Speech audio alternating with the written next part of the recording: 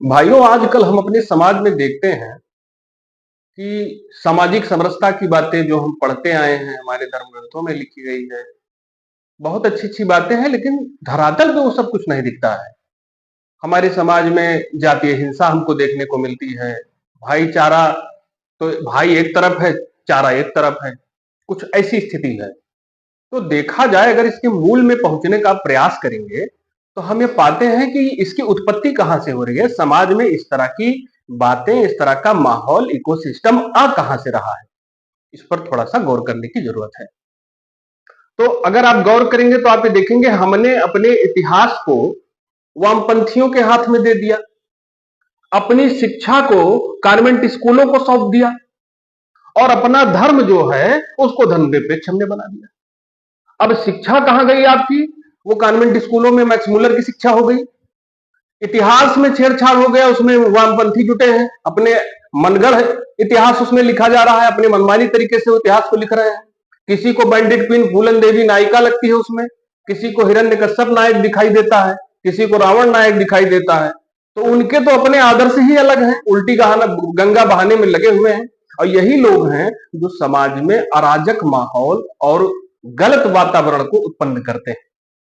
अब इसका हल कैसे हो, इसका सलूशन कैसे हो, कैसे हम इन चीजों को सुधारें?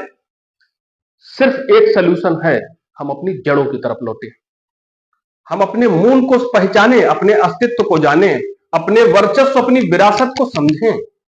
हमें इस तरफ काम करने की जरूरत है। जहां शिक्षा संस्कारहीन होगी, जहां व्यापार, जहां विज्ञान मानवता विहीन हो जाएगा और व्यापार में इथिक्स खत्म हो जाएगा, वहां पर जो हमारा समाज है, इसका जो ताना बाना बना हुआ है, ये चरमरा कर ध्वस्त हो जाएगा।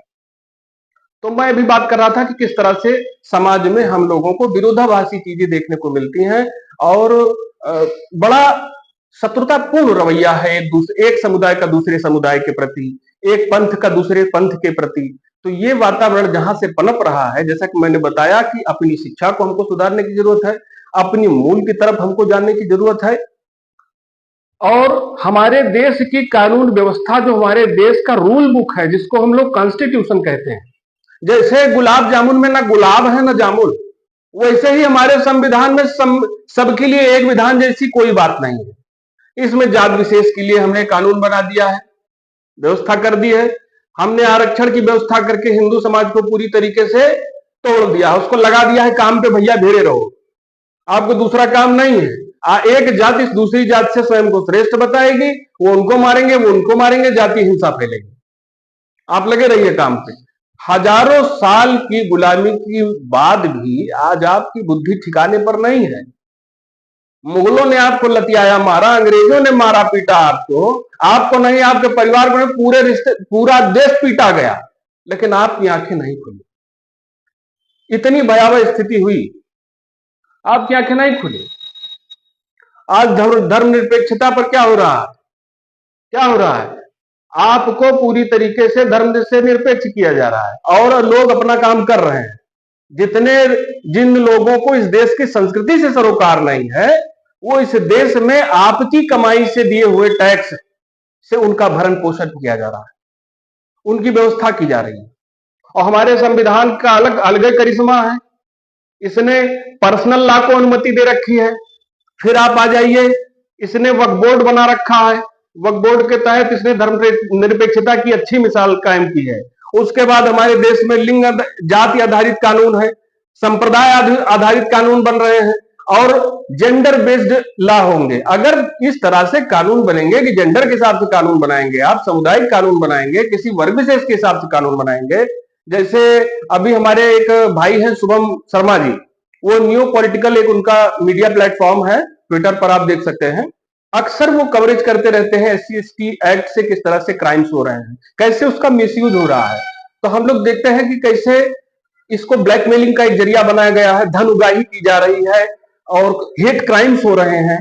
तो कोई भी ऐसा कानून जो सांप्रदायिक हिंसा को फैलाता हो, लोगों को बांटता हो, तो ये तो कॉमन सेंस की बात है। चाहे नेताजी हो सदन के, चाहे विपक्ष के नेताजी हो, सबको ये बात समझ में आनी चाहिए कि देश होगा तभी आपकी राजनीति होगी, देश को बांट के नहीं चलाया जा सकता। तो हर वो कानून जो देश को विभाजित करता है, विभाजित राष्ट्र सदैव पराजित राष्ट्र रहा है। हमको इस पर गौर करना चाहिए। हमारे पास दूसरा भारत नहीं है। हमें सीखना चाहिए अफगानियों से। अफगानी लोग जब भागे हैं अपना देश छोड़ करके, तो कहां शरण मिली है उनको, और आप भागेंगे तो कहां भागेंगे। आपकी शिक्षा दूसरे के हाथ में चली गई, आपका धर्म दूसरे के हाथ में चला गया, आपकी कानून व्यवस्था उड़न खटोला हो गई। बताइए आपका अस्तित्व क्या रहेगा, कहां जाएंगे आप।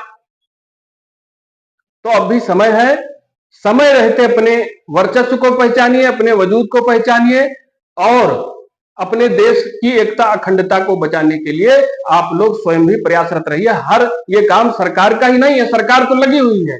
कोई पार्टी जो इस समय सत्ता में है, हमें उससे प्रश्न करना चाहिए कि ऐसा कौन सा काम आपने किया, ऐसा कौन सा कानून आपने लाया। एक देश एक नागरिक संहिता आ जानी चाहिए, एक देश एक धर्मस्थल कानून होना चाहिए, घुसपैठ नियंत्रण पर कानून बनना चाहिए, जनसंख्या नियंत्रण पर कानून बनना चाहिए। लेकिन संसद में क्या होता है, हूटिंग होती है, चिल्लबहार मच रही है, कोई किसी की खिल्ली उड़ा रहा है, कोई किसी की खिल्ली उड़ा रहा है। देश की सबसे बड़ी पंचायत में जब आपको हम चुनकर भेजते हैं, तो वहां आपको इंटरटेनमेंट करने के लिए नहीं भेजते हैं। वहां पर हमारे समाज के देश के महत्वपूर्ण मुद्दों पर चर्चा होनी चाहिए, उसके जो समस्याएं हैं उनके निवारण के लिए कार्य होना चाहिए, कानून आने चाहिए, सकारात्मक परिवर्तन के लिए बेहतर कानून लाने का प्रयास किया जाना चाहिए। लेकिन हमारे देश में इसका कोई प्रयास नहीं किया जाता। क्या हम एक देश एक शिक्षा नीति लागू करने में क्या समस्या है। हर वर्ग को अगर हमारे क्या डिफरेंस क्या आता है, सोशल डिस्पैरिटी कहां से आती है, इनकम डिस्पैरिटी कहां से आती है।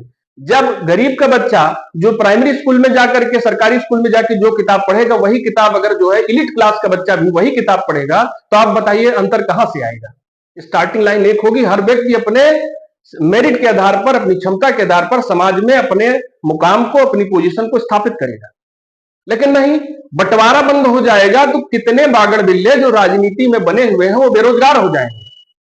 आप अपने समुदाय से कहिए आरक्षण हम खत्म नहीं होने देंगे, और एक समुदाय कहेगा हम आरक्षण को समाप्त कर देंगे, तो दोनों भिड़े रहेंगे और इसके पीछे जो षड्यंत्र है उसको समझने का प्रयास नहीं करेंगे। आखिर आरक्षण का एजेंडा क्या है, आरक्षण का उद्देश्य क्या है। आप लोग, एक बहुत से लोगों से मैंने बात किया, वो कहते हैं कि रिप्रेजेंटेशन के लिए, जैसे जितनी संख्या होगी उस हिसाब से रिप्रेजेंटेशन नौकरियों में होना चाहिए, पॉलिटिक्स में होना चाहिए। अगर ऐसे ही आप व्यवस्था बनाएंगे तो हर वर्ग ये तय करेगा कि भैया पहले अपनी जनसंख्या सब लोग बढ़ाइए, सब काम छोड़ करके, क्योंकि रिप्रेजेंटेशन मिलेगा। तो आप तो लोकतंत्र को भीड़ तंत्र बना लेंगे। ऐसे रिप्रेजेंटेशन नहीं होता है। समाज में संख्या के आधार पर रिप्रेजेंटेशन नहीं होना चाहिए, मेरिट के आधार पर होना चाहिए। जिसमें मेरिट होगी वो शासन करेगा, वो व्यवस्था का भागीदारी होगा। संख्या से कुछ नहीं होता।